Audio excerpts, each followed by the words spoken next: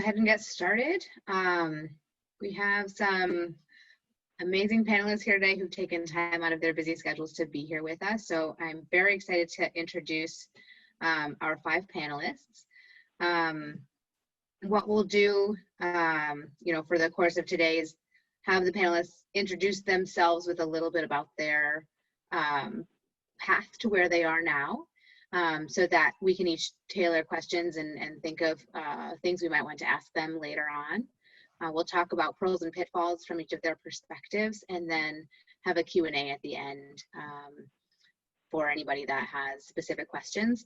So feel free to bring up your specific questions. I know there are folks here that are, anticipating going up for promotion in the next couple of years and might have specific questions. I think this is a great time to bring that up. Just so everybody knows, this is being recorded, and we'll be able to have this available for fellows and trainees in the future to learn from our discussion today. So please feel free to contribute, and also share your own stories if you have stories of the academic career as well. So we'll start with introductions of each of the panelists, and we'll have them tell us a little bit about where they come from. And as you can see underneath my name, I'm Sarah Hawk. I'm at Rush in Chicago. I've been there for about 5 years now. So anticipating this as part of my next career trajectory is working on the academic promotion. So first we'll have Dr. Bond, who is the Director of Research for Rush Jump Simulation, or for Jump Simulation, and a Professor of Emergency Medicine at University of Illinois, Peoria. Dr. Bond. Thanks, and because of the nature of the discussion, I'll give a little bit longer introduction than I normally would. I'm the Director of Research at Jump Simulation. We are at the University of Illinois College of Medicine in Peoria, so we're a branch campus, and we have another branch campus in Rockford, and then the main campus in Chicago. So we're a large multi-center medical school. And then we also have at Order of St. Francis Healthcare, where I work clinically in Peoria, we serve the learners of that healthcare system, which is a multi-hospital system. So it's sort of a big simulation center supporting a big system. And, I started my journey in simulation right around the turn of the century when we were forming the task force. So we formed, an interest group. We formed an interest group, and then it went through a committee stage.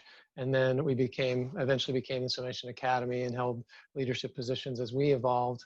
And so I share that background because I think it's pertinent to the discussion at hand.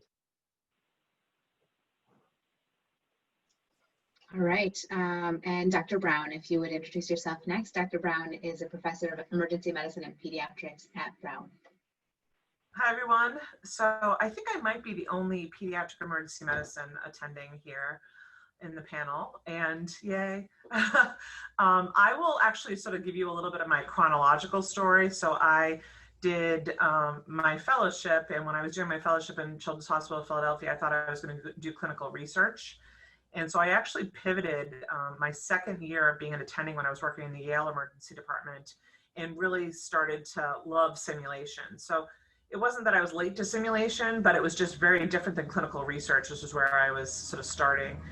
And that progressed to me moving here to Brown, where I've been since 2007, and subsequently became the director of our simulation center here, the Lifespan Simulation Center, which actually is our system simulation center, is also takes trainees from Brown Medical School and resident trainees from across the system. And then subsequently am now the vice chair of pediatric emergency medicine, and am now acting as the associate director of our simulation center. So it's sort of been an interesting transition for me to sort of be the director, change some of my goals while still wanting to maintain sort of my love and passion for simulation. So I can speak to that a little bit as we go on. And I just found out as of a little while ago that I was promoted to professor, so I can speak to that a little bit too. Congratulations, Dr. Brown. All right, Dr. Feliciardia is next. She's the medical director of emergency medicine at Uconn Health and an associate professor of emergency medicine. Hi, everyone. So I my story follows a little bit like Dr. Brown's in the sense that I graduated from residency and stayed on at my home site for a sim fellowship at Hartford Hospital CESI. And after that, I stayed on with my residency, was the APD for a few years, was the director of simulation education. And then in 2016, moved over to our university, which is a separate site from where the residents train a bunch at Hartford, and became the sim director at Uconn. And it was mostly undergraduate medical education, some graduate medical education. Stayed on with our residency as well. Our medical director decided to leave about a year and a half ago, and I needed to fill some administrative experience in order to eventually move up through the ranks of the hospital. So our chair, he's like, I need somebody who's going to fill my spot when I move along. And we don't have a vice chair position, so it's a medical director position. With that being said, I help mentor the current sim director, so I get to stay involved, and I still co-direct our transition to residency course, and I still am the residency simulation director. So it's kind of been a big, a bunch of different things, not pivots, but just kind of spinning around and around. Yeah, and I'm an associate professor, going to go up for professor in about a year as soon as I gather some more data on my transition to residency course. All right, thank you. And Dr. Okuda will be next. He is the executive director of the USF Health Center for Advanced Medical Learning and Simulation, and many other. I'm going to let you introduce your most relevant titles, because I am going to get them wrong and highlight the wrong things. So go ahead. Thank you. Thanks, Sarah. First, thank you for having me. I'm excited to be with my colleagues in emergency medicine. I always have to, Bill Bond was one of my first mentors, and so it's nice to be, here with him, and I wouldn't be here with if it wasn't for him. And it's also nice to know that there's somebody who's been around the block longer than I have on this panel. So I've been doing simulation. I graduated residency in 2003. So give you a little bit of perspective of where, and during that time, we didn't have simulation fellowships. And so it was about when ultrasound fellowships were popping up. And I was trying to figure out whether I go ultrasound or simulation, and simulation just made the most sense. I could tell you a little bit later on sort of the journey, but so from there, education was something I always wanted to do. So I became an APD, then the director of simulation at Mount Sinai. So I stayed on as faculty at Mount Sinai, became director of simulation for the emergency department, then became the director for simulation for the undergraduate medical program at Mount Sinai. And then that's where I really pivoted. So went away from emergency medicine to a broader hospital system. And so 2009, I became the director for the, I think they call it now Health and Hospitals in New York. So their simulation center, which was a 10,000 square foot center that I helped build. And then in 2011, I became the national medical director for the Department of Veteran Affairs simulation program, SimLearn, where that's a hub and spoke model of Sim Center, and then 150 hospitals built. It's a 50,000 square foot simulation center in Orlando.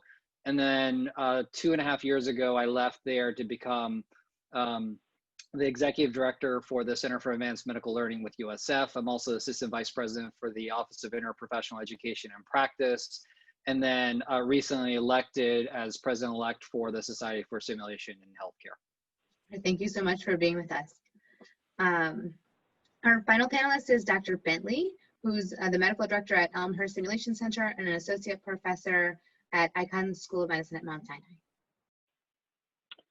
So I'm also honored to be here. It is quite hard to go after all of you, particularly Haru, although he was my first mentor at Mount Sinai, which I love, and you'll see I chased many of his big footsteps as I went. So I did residency at Mount Sinai and got an MPH during residency, then became an APD, and then was the site director of the residency. And then in a somewhat non-traditional fashion, the hospital came to me and said, we hear you're doing simulation and we'd like to start a sim center would you like to do a sim fellowship and then open that for us at Elmhurst, Health and Hospitals Elmhurst? So I, of course, said absolutely.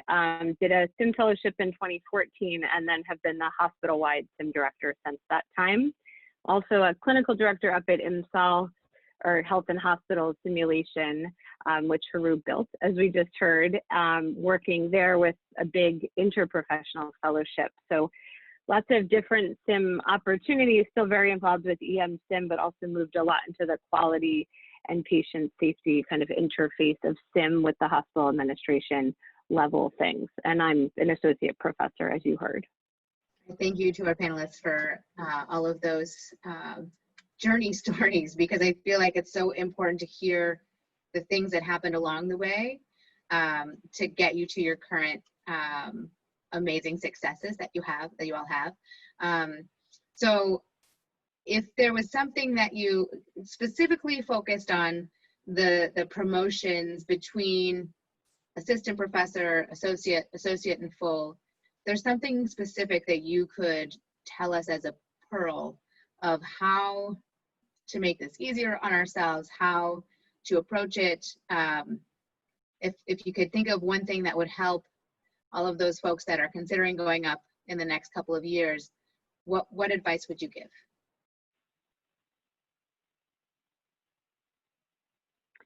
I can start very simply, since I'm not muted. I would say that the biggest thing, which sounds so simple, but is often something people take for granted, is knowing your process. So even just before the call started, Sarah and I were talking about how interesting it is. Every single institution has a different number of years that you need before you're even before you can even go up for promotion between each of the steps. Some places require, if you're in a clinician educator track, they require an educator's portfolio to be submitted, which is a beast to create. So I would say, like, day one at a new place, or as soon as you think this is something that you want to do, even 5 years from now, really get the whole promotion packet and get to know it and see what information you need to be collecting along the way, not waiting until you've decided to do it, because then it's going to just be a huge burden to try to recreate a lot of the information.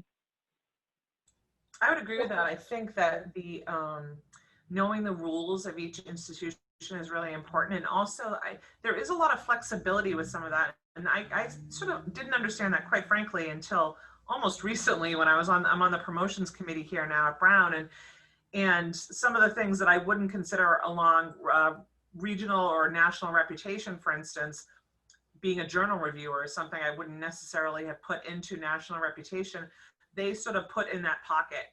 And knowing where and how you can highlight your work in whatever form that comes, and really thinking about that up front as opposed to sort of after you've been doing it for years. Well said on both counts. I think I'm trying to think of how to phrase this, is that my path can't be your path.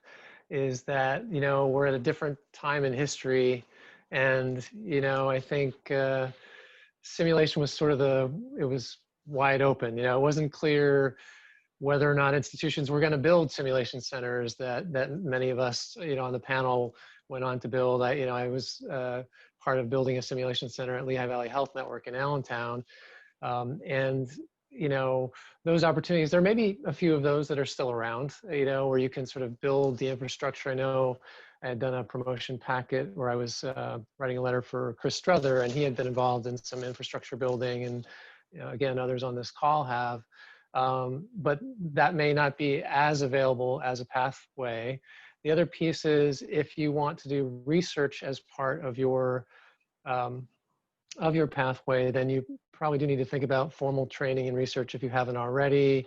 And so, not forgetting to start off on the right foot early on. Not to say, obviously, we all change paths, but I think if I tried to start out in medical education research now, I would have started with the master's in that field that would have better prepared me for research in medical education. And there's some nice programs in that area now that may not have been there when I started.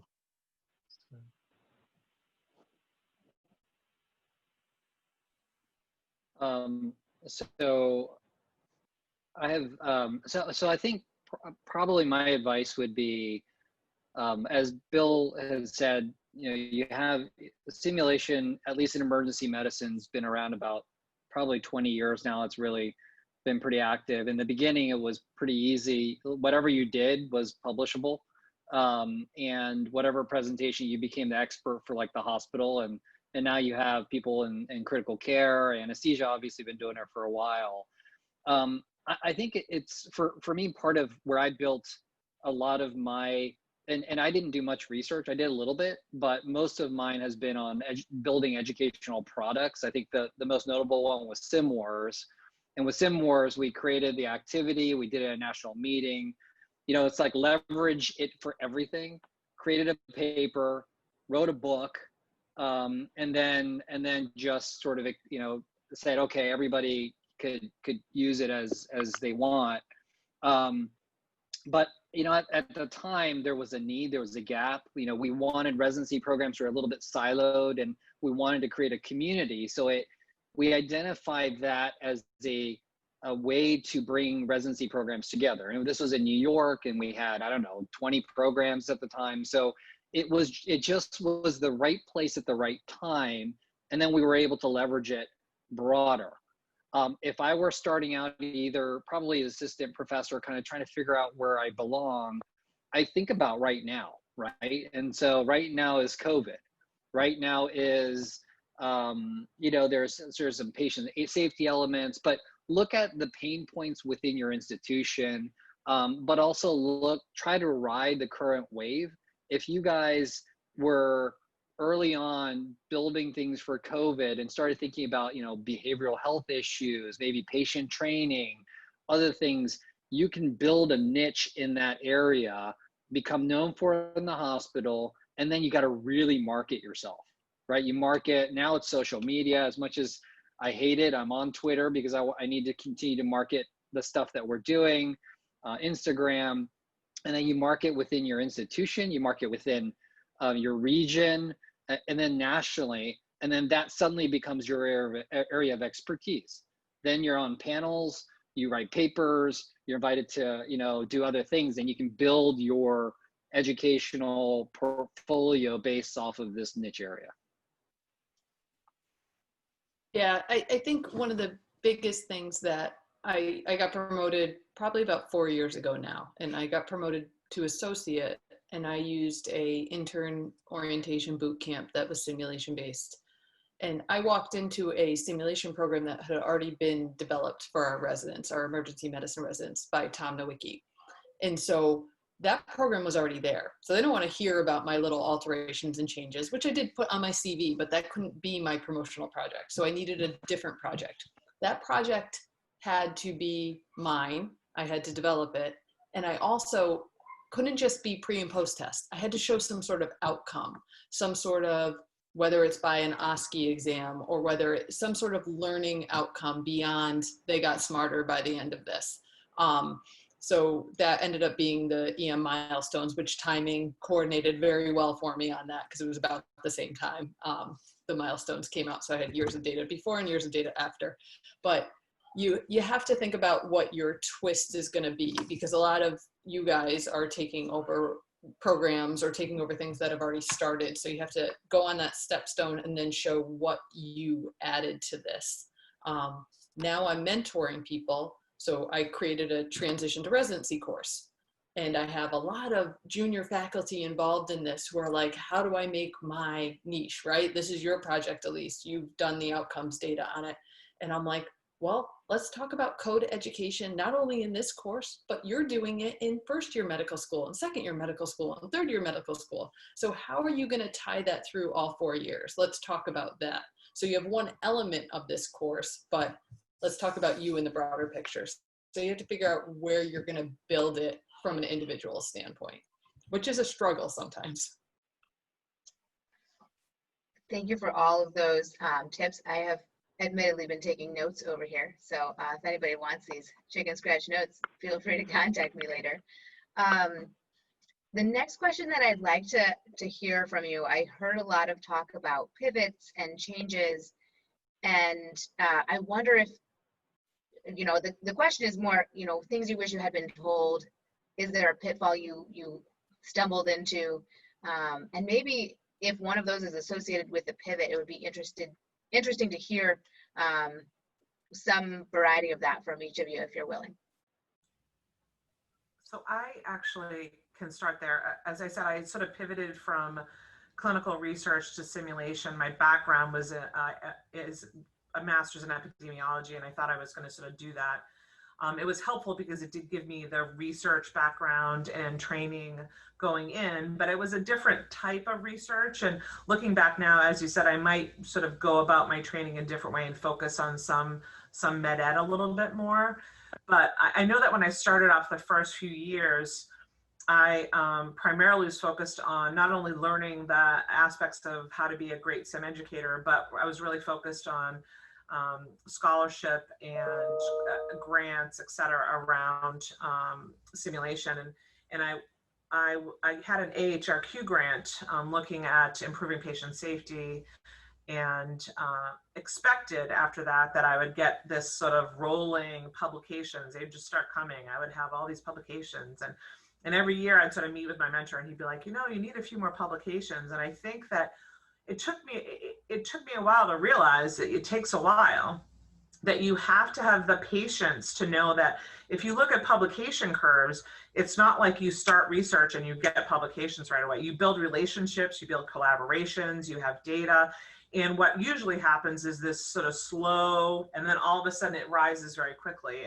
And I think being patient and trying to not be too hard on myself around that was something I wish I'd sort of known a little bit earlier.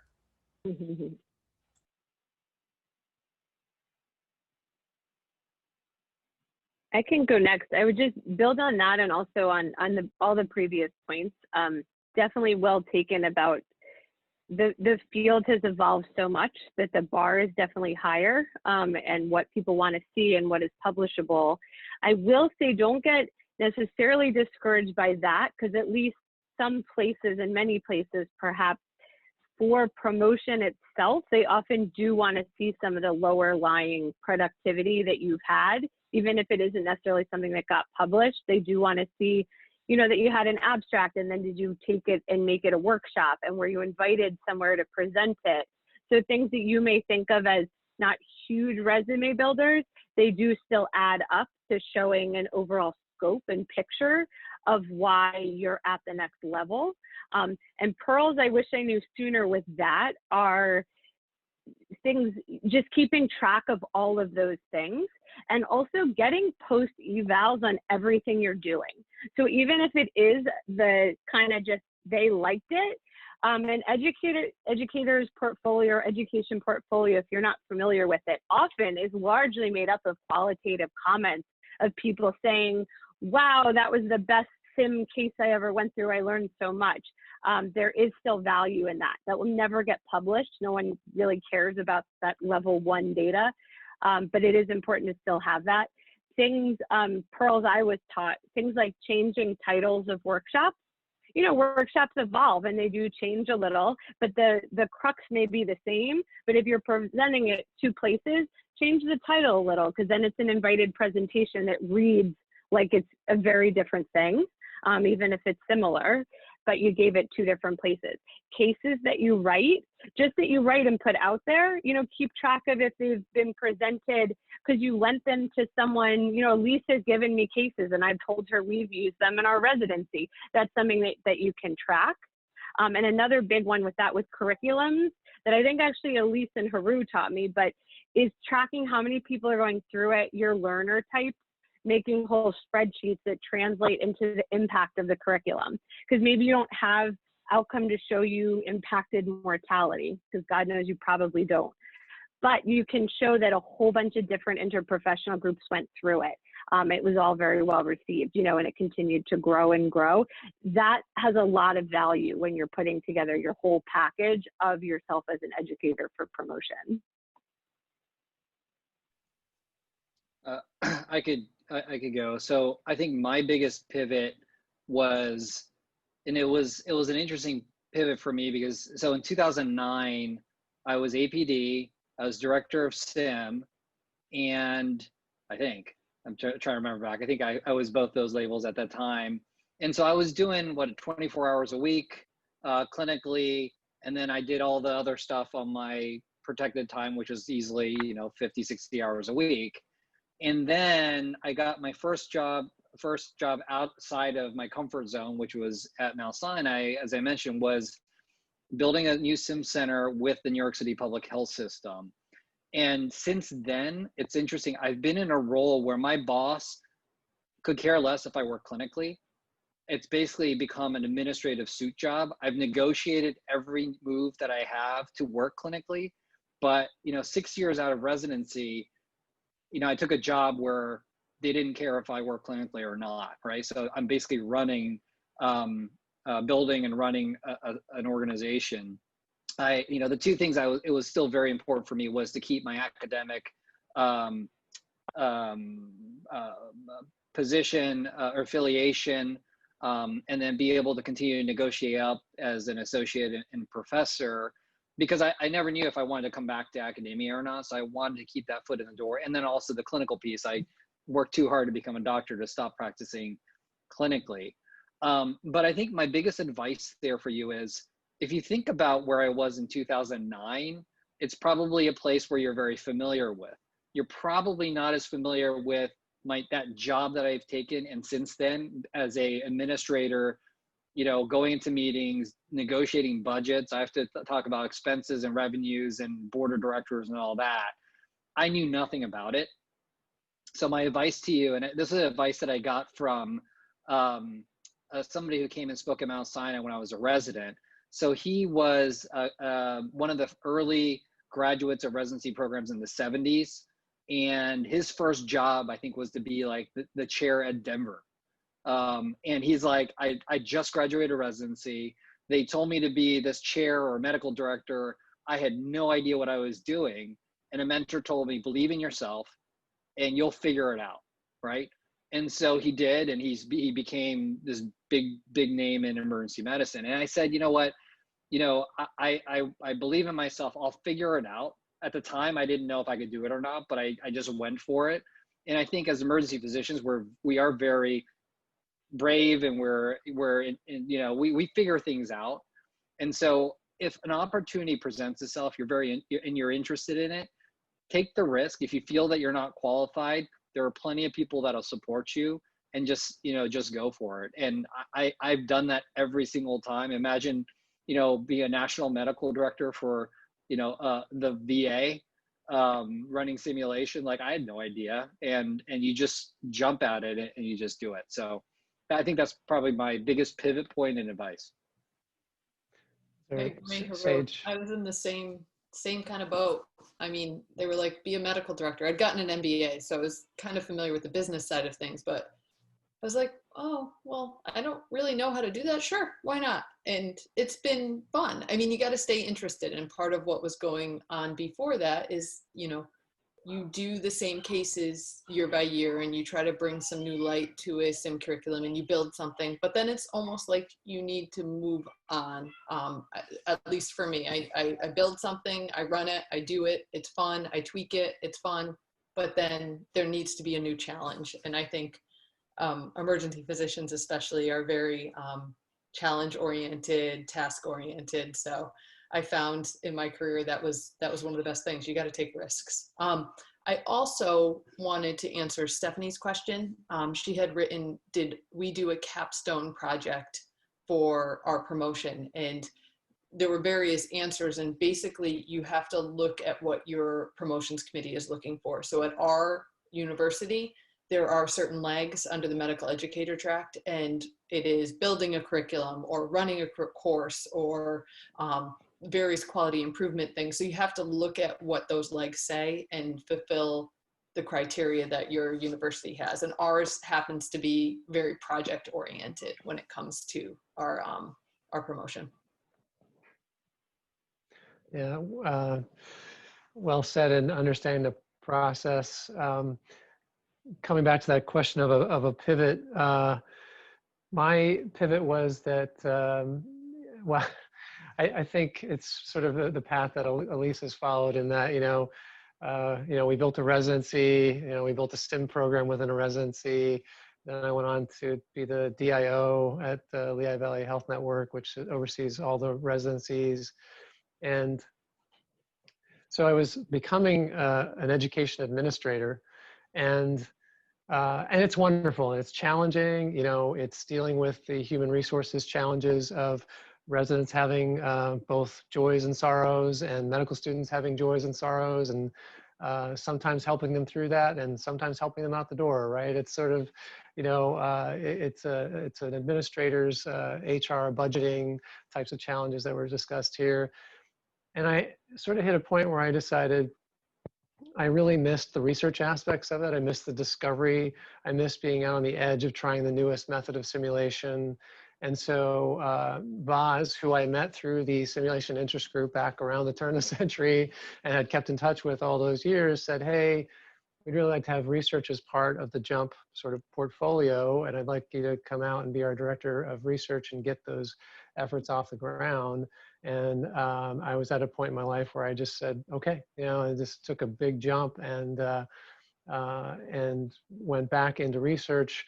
Of course, you know, you also have to look at the things in the facets of your life that bring stress for you or not. Is, can you live with the uncertainty of grant dollars and not grant dollars, and what that may mean in your setting? If you have to have a more steady thing, then maybe it's better to stay in a known educational space where I'm going to have a certain number of learners every year. Although, as we're seeing in our rapidly evolving world, and that, you know, everything changes, right? And education is changing very quickly. And one parting thought on this, these sort of pivots, is to sort of think about, you know, if you look at the book by Tal Ben-Shahar, Happier, he talks about how just sort of thinking about, you know, things that you do that make you feel a little bit happier, not thinking of happiness as sort of a yes, no. And I think that's kind of an important thing is, you know, what are the things that I enjoy doing just a little more? Because again, as Elise was saying, I think, you know, you're all very capable people, or you wouldn't be, you know, almost all of you are board certified or board eligible emergency physicians, which puts you in the upper, you know, 5% or 2% of the population, your capabilities for doing things and learning things, most importantly, the ability to learn new things. So, you know, you could very likely learn to be, you know, an education administrator or a program director, or these different things. And so it's really more, will you enjoy the path of getting there, right? And will you be happy along the way? So things to reflect on. Great, thank you so much for those insights. I don't think I'm cutting anybody off. It's great to hear about the things that have challenged you. I think many of us are going through challenges and things to kind of make decisions on soon. And so hearing some of your experiences is very helpful. So we had suggested to talk about either a funny anecdote that you had along your path that you might be interested to share, if anyone has one of those, or if you have a piece of advice to offer in addition to what you already have, specifically for someone who you were kind of thinking about reviewing their portfolio for promotion in the near next year or two. What kinds of things might you advise that person given the current sim environment? I think one of the things, and I'll just kick it off, everybody can probably jump off this, but I think one of the things now that I review these letters and I write letters for a lot of people, I notice that people don't self-promote enough. They don't really take ownership for what they've done. So I'll read like a really kind of mellow, I made this, and then I read like 10 publications on their CV that came out of it. And I'm just like, why wouldn't you write this stronger? And I say that to even my colleagues who I read their letters. I'm like, no, you made this curriculum. Say, you made this curriculum. We don't love to to really toot our own horn, but promotion is time to do that. You got to do it. Yeah, I would say, you know, you can take, say, a research abstract, and you can, if it works for you, you can promote it at or present it at the local, state, national and international level, the same data, that's okay. You have to be a little bit careful about it being published and copyright issues, but as long as you're not violating copyright, it is okay, specifically, especially within, you know, if I went, say, local to my medical school, and that's important because now all the professors around my local campus know what I'm doing, right? Now, so I promoted myself locally. And then at the state level, okay, now the people in Illinois know what I'm doing. And then at the national level, which is where when you're starting to go for professor, they really want to see national impact of what you're doing. So now I'm presenting at the national level, and then the international stuff, well, that's just fun, right? I mean, if someone gives you a chance to go present in Sweden, you know, you get to go see Stockholm and present your abstract. So, you know, when we get to more normal times, I would encourage you to do that. So things to, just some things to think about. I would also be cautious. A couple things is give a heads up to the person that they're going to be asked for a letter. On a couple of occasions, I've gotten sort of either the letter from the dean, or it almost looks like a form letter that could easily get lost. And, oh, that person wants me to write a letter for their promotion, but they didn't sort of call me and say, hey, Bill, would you be willing to do this for me? Would you write it favorably? And, you know, maybe I know them pretty well, maybe I don't know them very well. And, you know, it's just a courtesy, I think, to say, you know, like, you know, where are you in terms of your busyness? You know, maybe, you know, you or your wife just had a baby and now it's not the best time for you to be writing that letter. So it is a courtesy to do a heads up to the writers. And then just be a little cautious. You do want to promote everything you can. I have had one or two instances where someone has claimed something on their CV and I actually did go fact check it a little bit, and it's kind of like, sort of, you know, like they kind of did that, but they weren't maybe exactly in that role. And then I was torn with, well, do I go say something to this person's chair of this, or, you know, either the committee chair, you know, knowing that can just be devastating to a career, right? If someone calls you on something that is not, right, fully truthful, boy, that can create just a world of hurt. So I would just be, you want to promote absolutely as much as you can up to the limit of what is acceptable and true, but don't go bending things. So I'll leave it at that. Bill, I think that's a good point though about the letters. You know, at my shop and many shops, you give a list of who you would like to write the letters, and you absolutely send please, like, for doing, you know, big people up. So I didn't put Chris Struther down, but I found out he had to write me a letter because they dug him up and they were like, oh, Chris worked with Elise, let me have him write a letter. So just know that your national reputation and your behavior at conferences and stuff is going to come up because they're going to find people who you wrote papers with or who you are on committees with. So those people get tapped as well. Yeah, I would echo. Go ahead, Linda. I was just going to say that in terms of opportunities coming out of struggle right now, we have the, we are a virtual world now, and I have been an opportunity to do some of these grand rounds and visits and really show what you can at a regional or national level in an easier way than maybe could have been done previously. It's obviously different, but it's still a national presentation. And I absolutely agree with sort of thinking about your personal statement and as Elise said, sort of really being thoughtful about how you present yourself. And really thinking of, I'm trying to get my junior faculty to think about it a little bit like a living document, that you start early on, this is how I want to present, this is my career, so that when you go up for promotion, and it may change along the way a little bit, but it gives you, it's a little bit of a vision statement around what your career is like. Yeah, so I guess two things. One, just around, well, so I would recommend trying to be involved also at the regional and national level, because this kind of links back to letters as well. You want to, because the community is pretty small in simulation, and I get requests a lot, both from people that say, hey, can you write me a letter? And then others that are like, we want you to write a letter on somebody you don't know, and review all their portfolio objectively.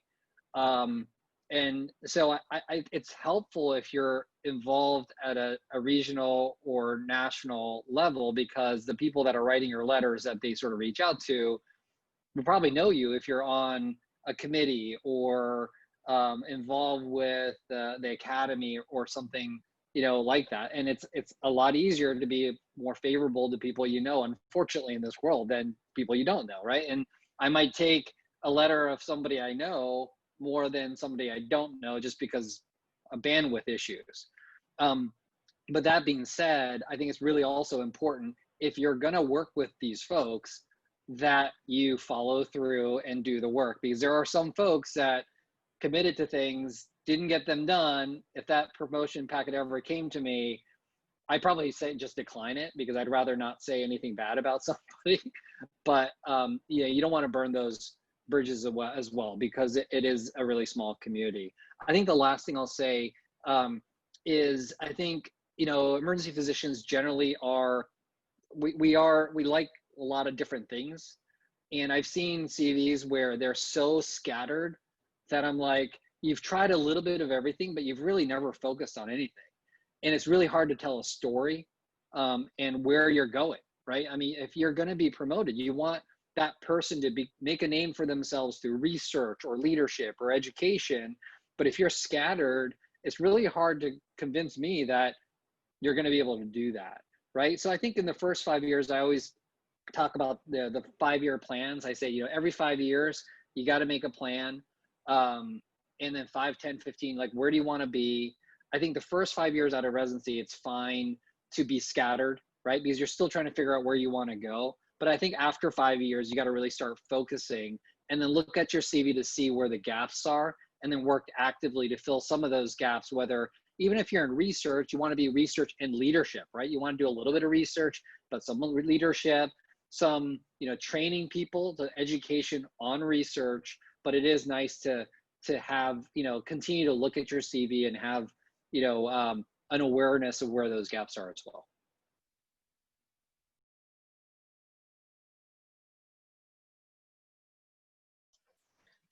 All right, thank you so much for those excellent pieces of advice. We have probably enough time to kind of do a Q&A starting at this point. And I've seen some questions come through, but I think that they may have been answered.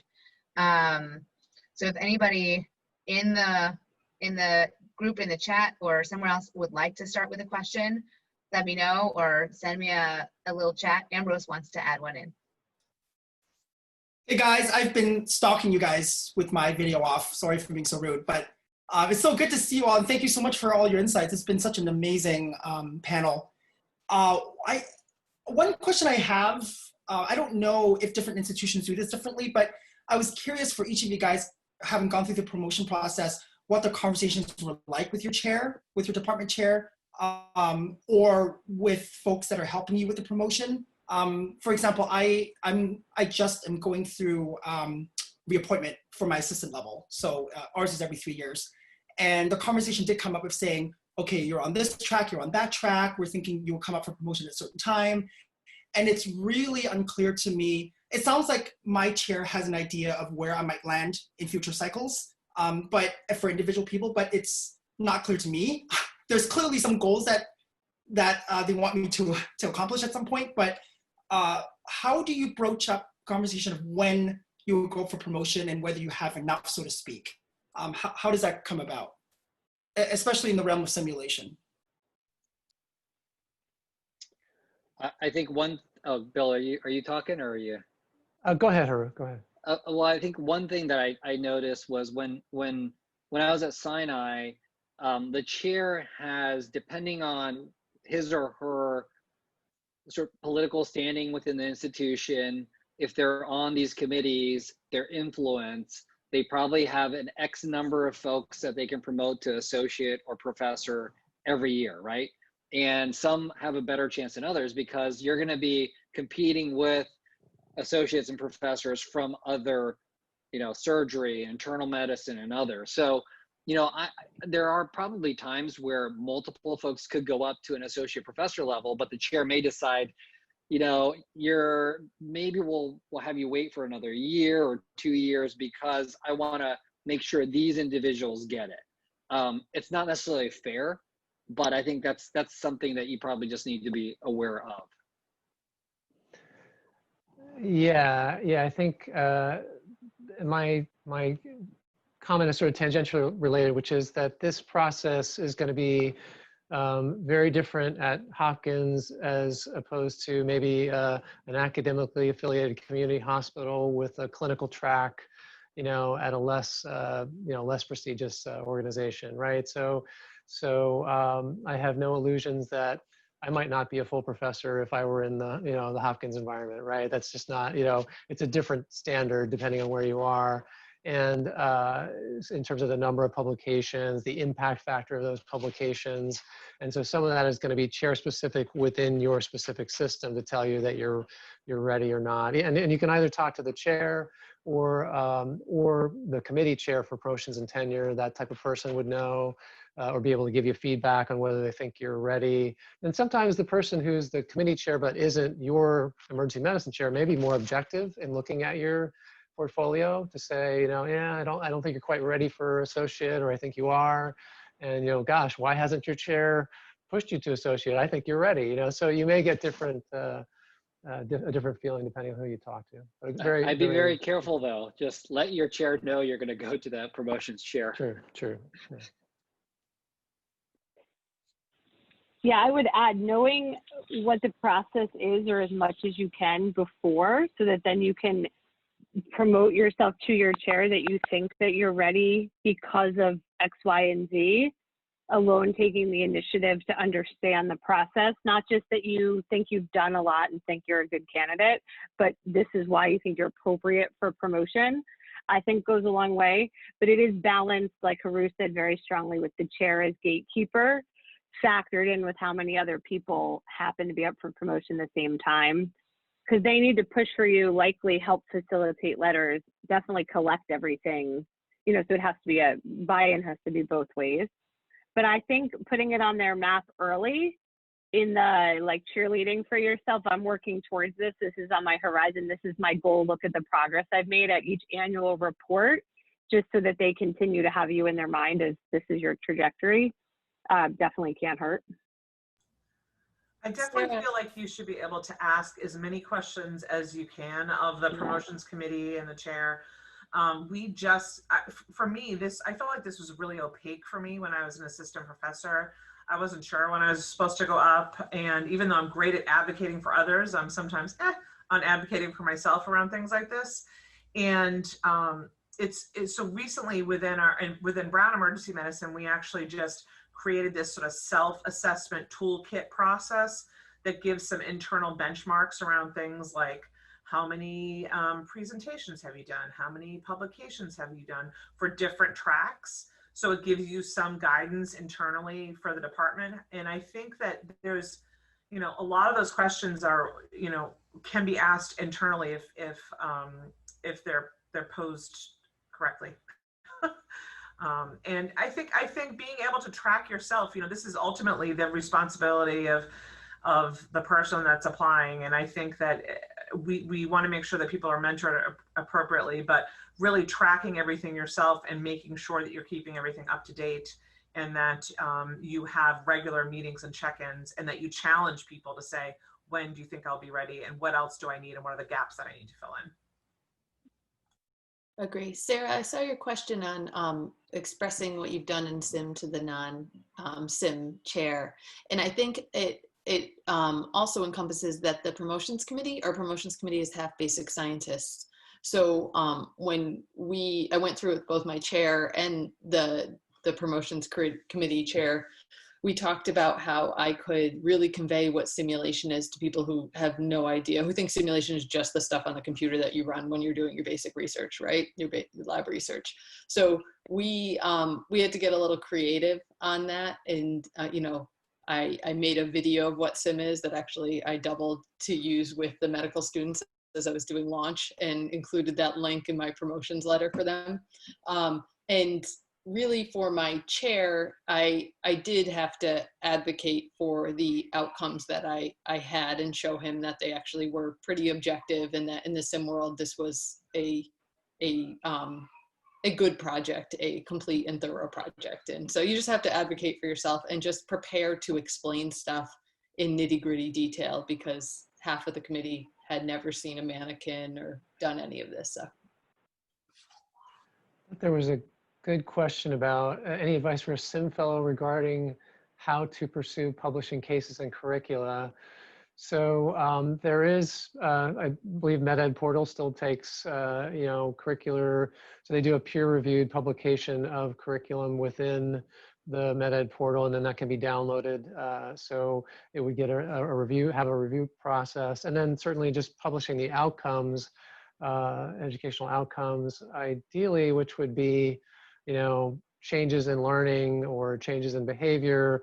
It's getting a lot harder when we, as Haru indicated earlier, when we first started out, you could do a simulation exercise and just do a survey, and people would say they liked it, and that would be publishable. And those days are really gone now. So it's really more, what's the impact of that curriculum?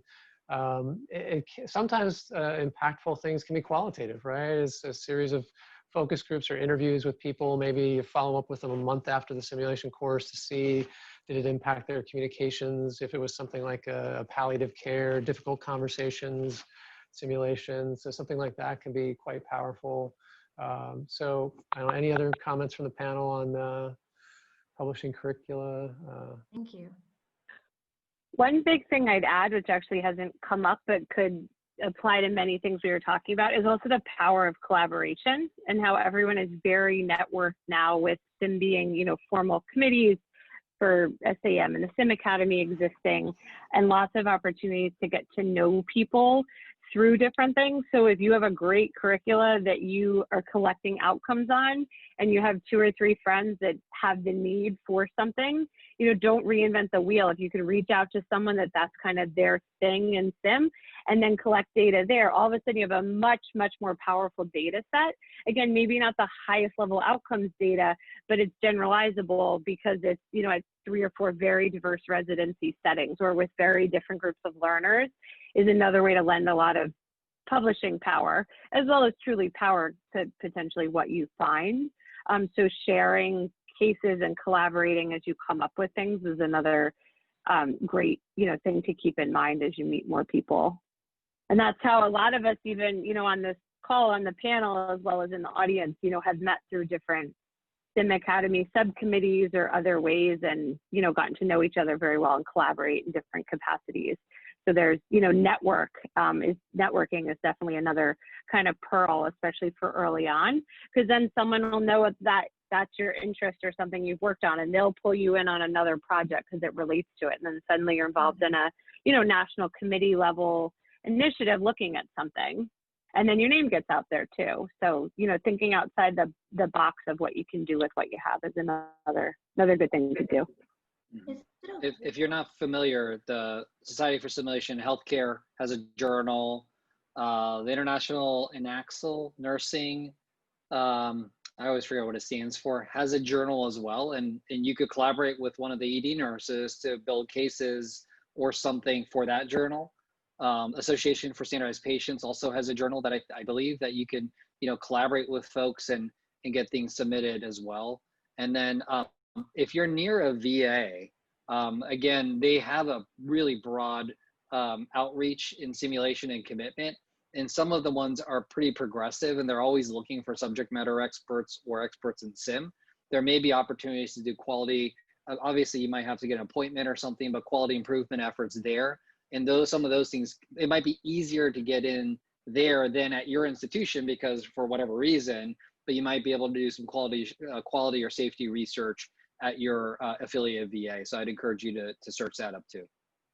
Thank you. And that's true of the subspecialty journals too. I was approached by a allergy immunologist attending about doing some SIMS teaching around anaphylaxis, and her outcomes were as you said, it was sort of a little bit of like, we learned a little bit. It wasn't the more sort of rigorous. I knew it wouldn't get into some of the journals that we typically think of, because I would have thought it would have been done. But in some of the rheumatology and allergy journals, the allergy journal thought it was really unique and innovative because they weren't as sim savvy. And I think that, I'm not saying we should sort of always go that route, but that's something to think about as well. I did have one follow-up question about the outcomes in general in this, because I'm kind of newer at it.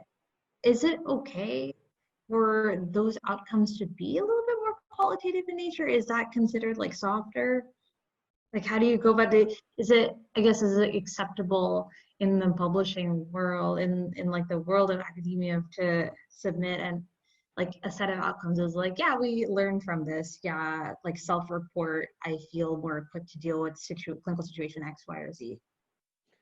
Yeah, the qualitative data is very rich. It has its own methodology that you need to cite, and you know, so you really need to have a rigorous set of methods that a qualitative reviewer would say, yeah, that's a high quality qualitative way of doing the analysis, right? So you watched out for sources of bias in the way the interview was done and the way things were recorded, and you know, did you do notes or transcriptions? And yeah, so there's so many things to it. It often helps you develop the right bigger question for a larger study, maybe across multiple sites, right? So you're asking the right question or focused on the right problem.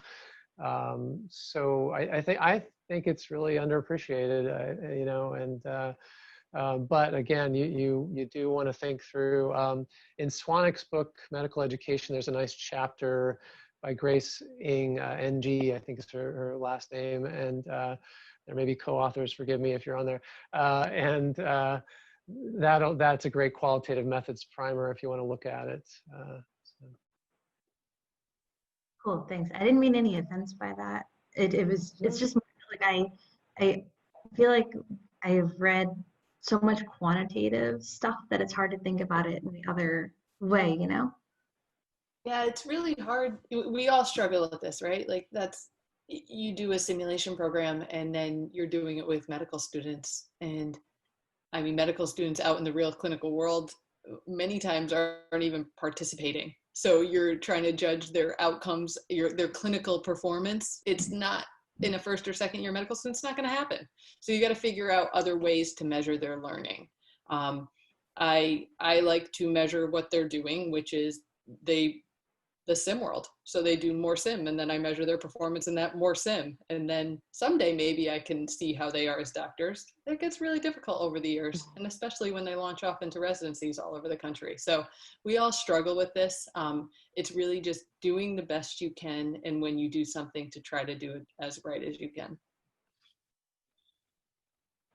And again, those level outcomes, when we're talking promotions, if you're gonna do a sim case, I would try to say capture something from them, even if it is just that they liked it and feel that it improves their competence on that subject matter, because that still just creates the big picture of the impact of all of your programming.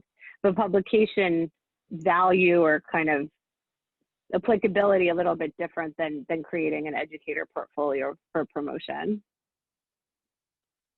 This is such great advice. I hate to cut us off, but I want to respect everyone's time, especially our panelists who have taken time out of their busy schedules to come and speak with us.